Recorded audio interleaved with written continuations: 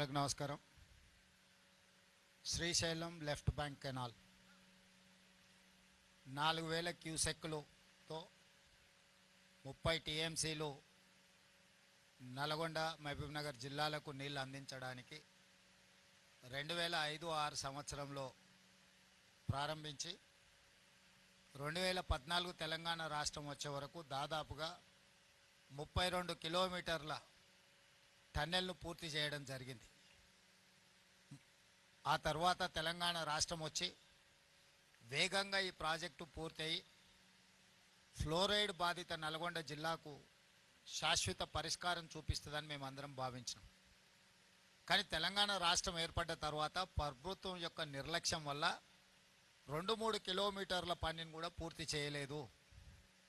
ప్రభుత్వం బిల్లులు ఇవ్వకపోవడం వల్ల ఆ సంస్థ ఇబ్బంది పడితే ఆ సంస్థ చెల్లించాల్సిన కరెంటు బిల్లులు చెల్లించలేదని విద్యుత్ శాఖ ఇక్కడ పని జరుగుతున్న మిషనరీలకు సంబంధించిన విద్యుత్తును కూడా కట్ చేయడం జరిగింది.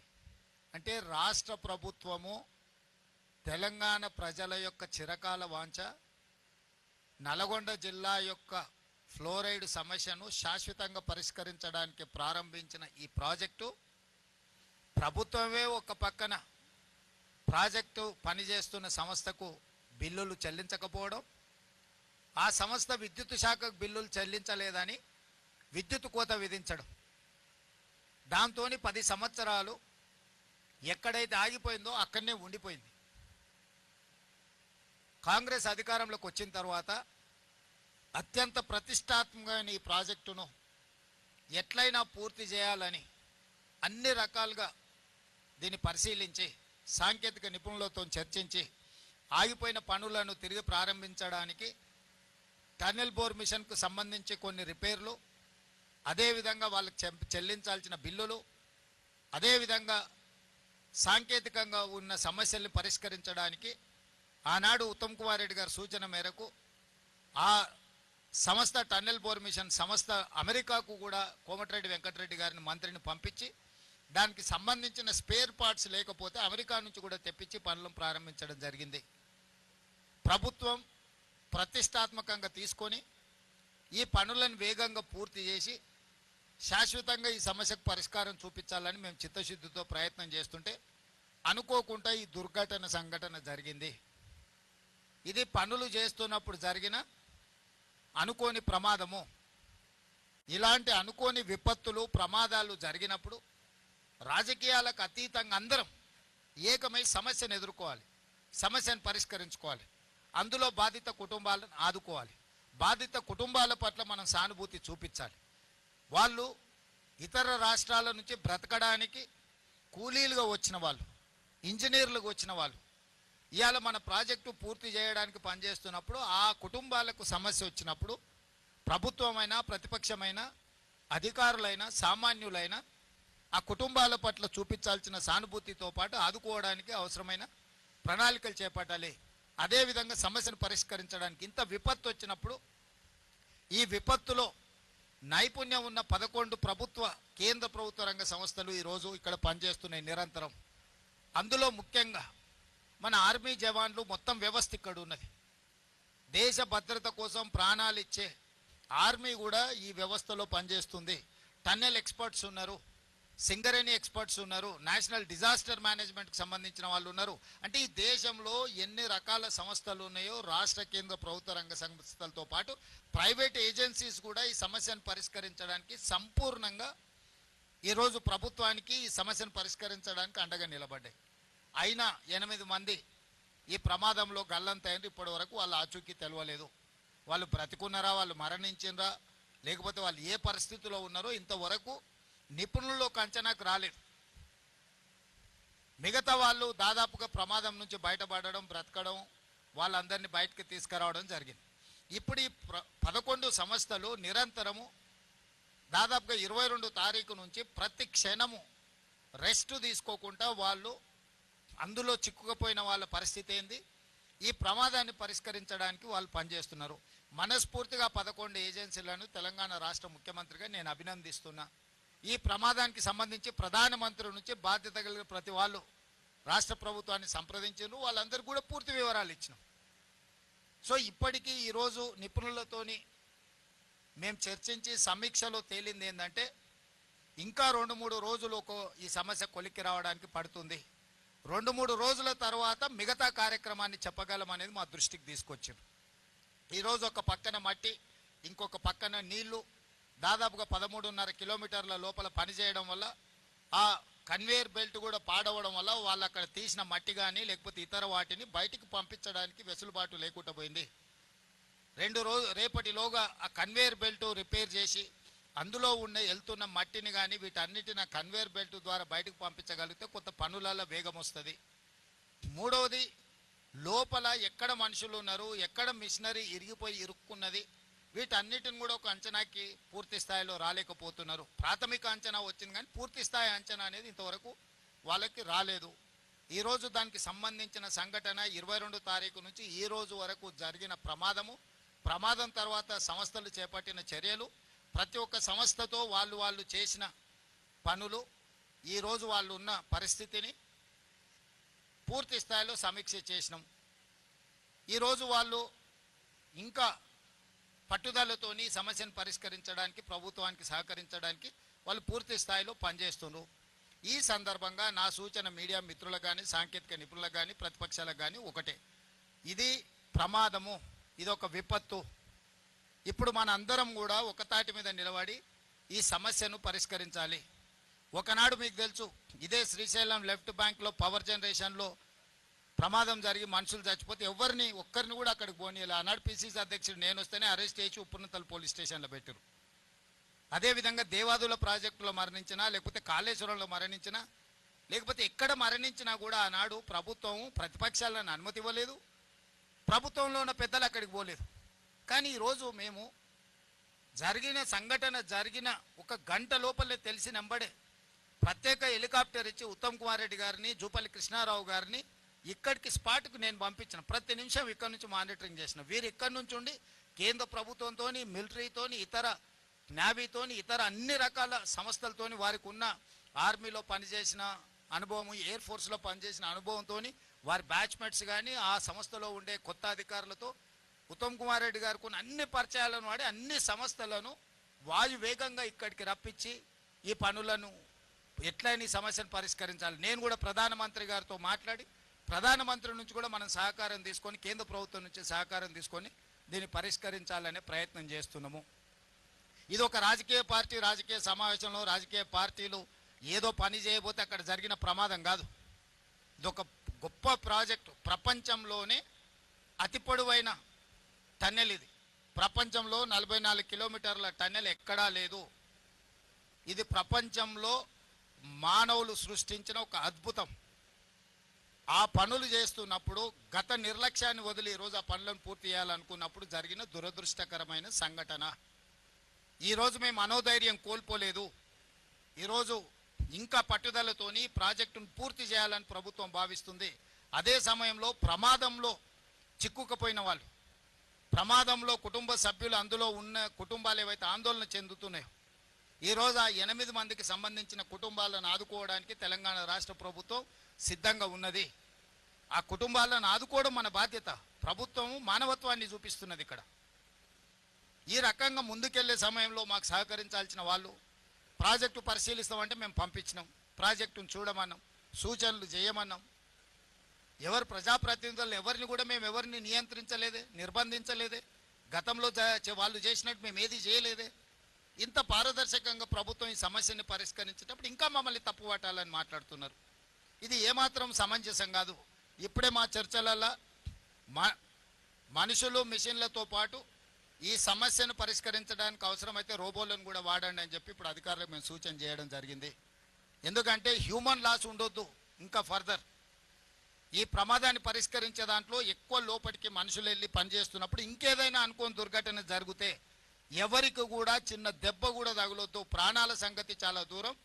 చిన్న దెబ్బ కూడా ఈ అధికారులకు ఈ సమస్యను పరిష్కరించడం దాంట్లో పాల్గొంటున్న సిబ్బందికి ఎవరికి కూడా చిన్న సమస్య కూడా రాకూడదు. ఏ సమస్య తెచ్చుకోకుండా ఉన్న సమస్యను పరిష్కరించాలనేది ప్రభుత్వం యొక్క ఆలోచన.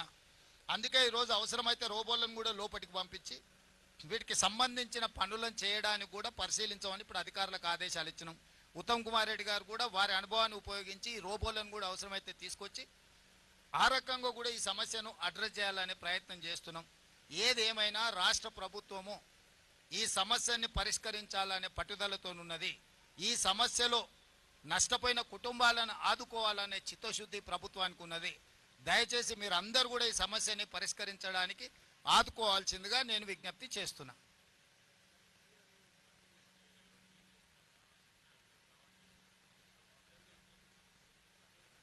అంటే ఇప్పటి వరకు ఎన్జిఆర్ఏ మార్క్ చేసిన దగ్గర ఎక్కడైతే బాడీ అంటే ఎక్కడైతే మనుషులు ఉండడానికి అవకాశం ఉందన్న దగ్గర ర్యాక్ మైనర్స్ తవ్వితే దాంట్లో మెకానికల్ ఎక్విప్మెంటే వెళ్ళింది, అక్కడ మనుషుల ఆనవాళ్ళు ఏం కనిపించలేదు.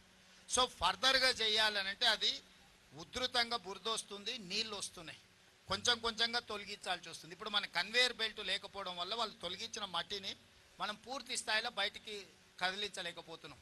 అందుకే రేపటి సాయంత్రంలోగా కన్వేయర్ బెల్ట్ను ఫస్ట్ మనం పని చేసే విధంగా తెచ్చుకుంటే అప్పుడు మట్టి వేగంగా తొలగించడానికి వస్తుంది. మట్టి తొలగించిన తర్వాత మిషన్తో పాటు మనుషులు ఎక్కడున్నారు అనేది వెతకాలి.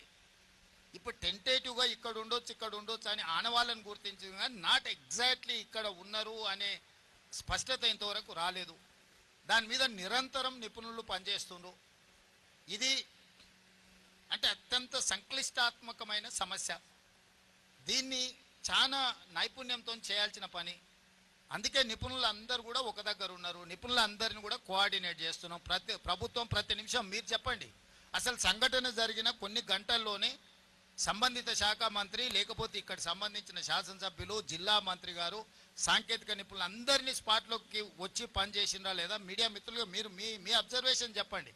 ఎక్కడైనా ప్రభుత్వం యొక్క ప్రయత్నంలో లోపం ఉందా? ప్రభుత్వం నిర్లక్ష్యం ఎక్కడైనా ఉన్నదా?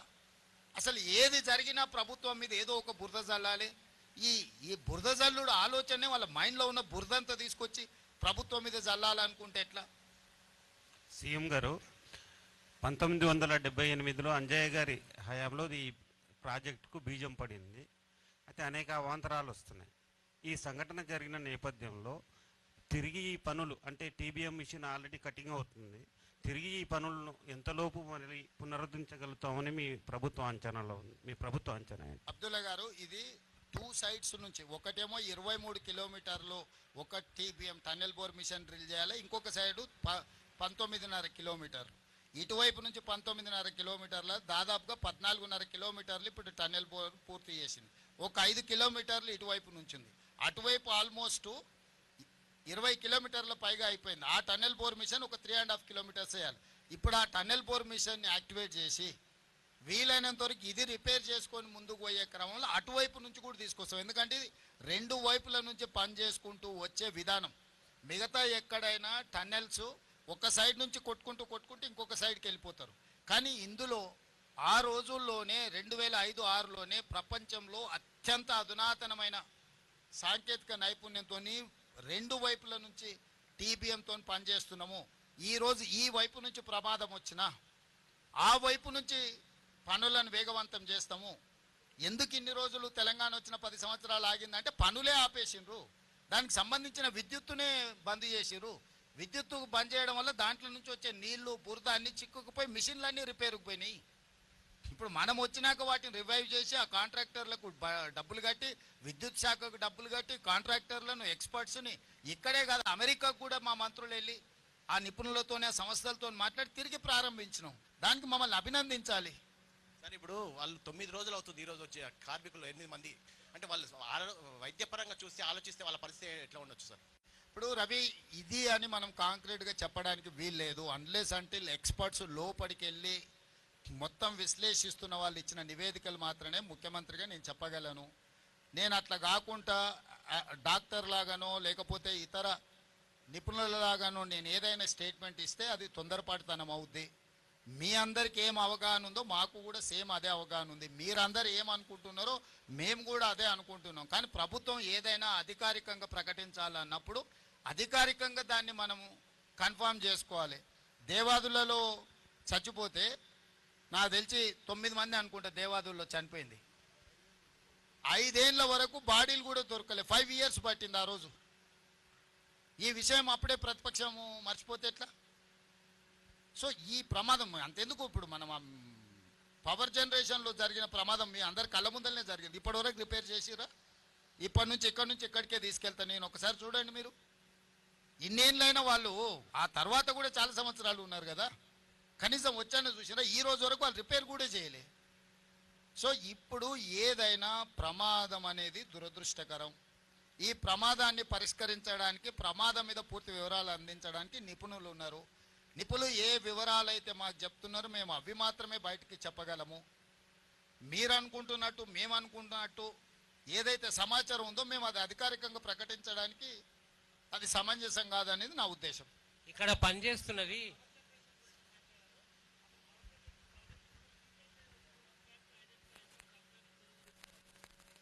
ఇప్పుడు ఆ పవర్ జనరేషన్లో ఉన్న సమస్యల్ని జనరేషన్ వాళ్ళకి చెప్పినాం. భవిష్యత్తులో అట్లాంటి ఉత్పత్తి కాకుండా ఇమ్మీడియట్గా వాళ్ళకి సూచనలు చేసినాము. సో నేను అనేది ఏంటంటే అదేమో మ్యాన్ మేడ్ మిస్టేక్, ఇదేమో ప్రకృతి వల్ల జరిగింది. అంటే ఇది ఇది ఇది ఒక సంఘటన, దురదృష్టకరమైన సంఘటన. ఇక్కడ రాజకీయ పార్టీలు లోపలికి పోయి నిర్లక్ష్యం వల్ల జరగలేదు. పని చేస్తుంటే పనిలో భాగంగా ఈ ప్రమాదం వచ్చింది. సాంకేతిక నిపుణుల నిర్లక్ష్యమో, ప్రభుత్వ నిర్లక్ష్యం ఉండి సంఘటన జరగడం వేరు. సాంకేతికంగా అక్కడ సడన్గా ఒక ఇన్సిడెంట్ ఆర్ ఒక యాక్సిడెంట్ అయింది. ఇప్పుడు మనం ప్రతిరోజు కారు నడుపుతూనే ఉంటాం, ప్రతిరోజు మనం జాగ్రత్తగా పోతూనే ఉంటాం. అనుకోకుండా ఎవరన్నా ఎదురుగా వచ్చి వాళ్ళని తప్పించడానికి పోయి మనం చెట్టు కుద్దినాం అనుకో, తాగి నడిపి ప్రమాదం చేసేటోడికి, ఎవరినైనా రోడ్డు మీద అడ్డం వచ్చిన వాళ్ళని తప్పించడానికి పోయి చెట్టు కుట్టుకున్న వాడికి రెండు ప్రమాదాలే. ఏ ప్రమాదాన్ని ఎట్లా చూస్తావు?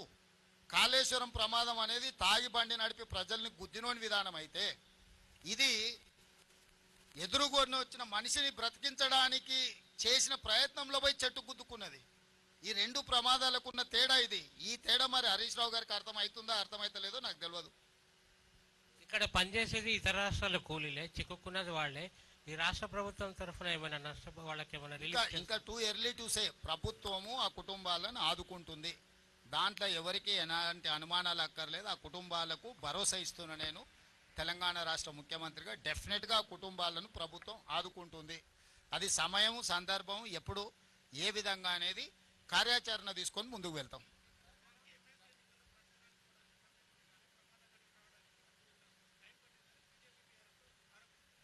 కరెక్ట్. కేసీఆర్ ఏడున్నాడు? ప్రధాన ప్రతిపక్ష నాయకుడు ప్రభుత్వాన్ని నిలదీయాలి కదా. కిషన్ రెడ్డి ఏడున్నాడు? కిషన్ రెడ్డి ఏ ప్రచారాలలో తిరిగిండు? కేసీఆర్ ఎక్కడున్నాడు? నేను నా మంత్రులను అందరినీ, ఒక్క మంత్రిని కాదు, మా ఉప ముఖ్యమంత్రిని, సాగునీటి పారుదల శాఖ మంత్రిని, మా ఎక్సైజ్ అందరు మంత్రులను, మా వ్యవస్థ మొత్తం ఇక్కడనే ఉంది. నేను యాజ్ ఏ టీమ్ లీడర్ అక్కడి నుంచి మినిట్ టు మినిట్ పరిశీలించుకుంటూ మా టీంకి అందరికీ నేను సూచనలు చేస్తున్నా. గతంలో జరిగిన పనులల్లో ఎక్కడైనా వాళ్ళు ఇట్లాంటి ప్రయత్నం చేసిండ్రా? నన్ను అడుగుతురు కదా ఎన్నికల ప్రచారంలో. హరీష్ రావు గారు దుబాయ్లో పోయి దావతులు చేసుకోలే. హరీష్ ఏడున్నాడు ప్రమాదం జరిగినప్పుడు? హరీష్ పాస్పోర్ట్ ఒకసారి బయట పెట్టమను. ప్రమాదం జరిగిన తర్వాత హరీష్ దుబాయ్లో పోయి దావతులు చేసుకున్నాడా లేదా? ఈరోజు ఎయిర్పోర్ట్లో వివరాలు ఉంటాయి. కాదనమను హరీష్, అవన్నీ తీసిన బయట పెడతా.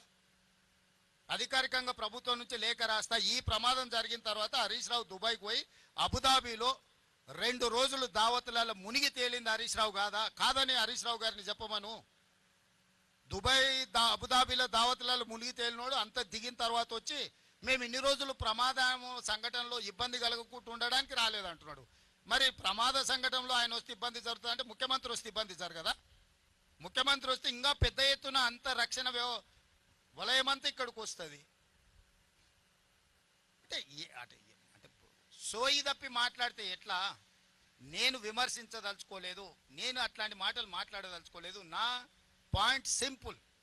అత్యంత దురదృష్టకరమైన ప్రమాదం జరిగింది. ప్రమాదం నుంచి ఎట్లా బయటపడాలి, ప్రమాదంలో నష్టపోయిన కుటుంబాలను ఎట్లా ఆదుకోవాలి, జరిగిన సంఘటన నుంచి ఎట్లా బయటకు రావాలని మేము ప్రయత్నం చేస్తుంటే ఎట్లా బురద జల్లాలి అని వాళ్ళ మెదడులో ఉన్న బురదంతా తీసి మంత్రుల మీద.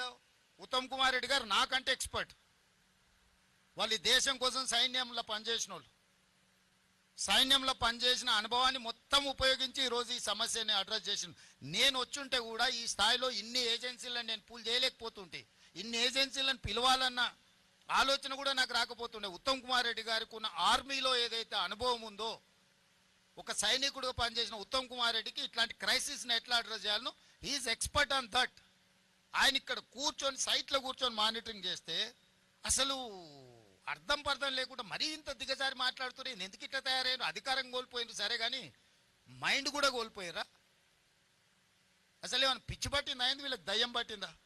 అబ్దుల్లా ఏదైనా మన నల్లమల్లలో ఈ దయ్యాలు వదిలించేటోళ్ళు ఉంటారు కదా, ఏమన్నా ఏ పాకులతోనే ఏమన్నా చేపి, నీకు తెలుసు కదా కొంతమంది భూత వైద్యులు, వాళ్ళతోనే ఏదైనా చేపి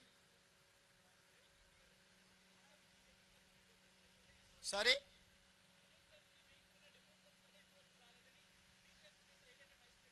ఏమంటుండో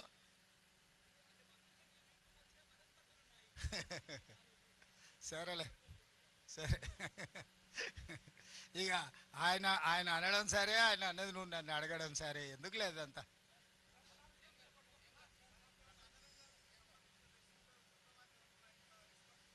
అందుకే ఇప్పుడు మానవ ప్రయత్నాలు అయినాయి. రోబోస్ను కూడా అవసరమైతే ఇందులో వాడండి, అవకాశం ఏముందో పరిశీలించండి అని చెప్పినాం. ఎవరిని అవసరమైతే వాళ్ళను ప్రపంచంలో ఉండే ఎవరినైనా కూడా మేము తీసుకురావడానికి సిద్ధంగా ఉన్నాం. ఈ సమస్యను పరిష్కరిస్తాం. దయచేసి మిమ్మల్ని అందరు నా రిక్వెస్ట్ ఒకటే, ఇది మనందరి సమస్య. ఈ సమస్యను మనందరం కలిసి పరిష్కరించుకుందాం. సమస్యలో ప్రమాదం జరిగిన కుటుంబాలను మనం కలిసి ఆదుకుందాం. దానికి మీరు పూర్తిగా సహకరించాల్సిందిగా మీ అందరినీ కోరుకుంటున్నా.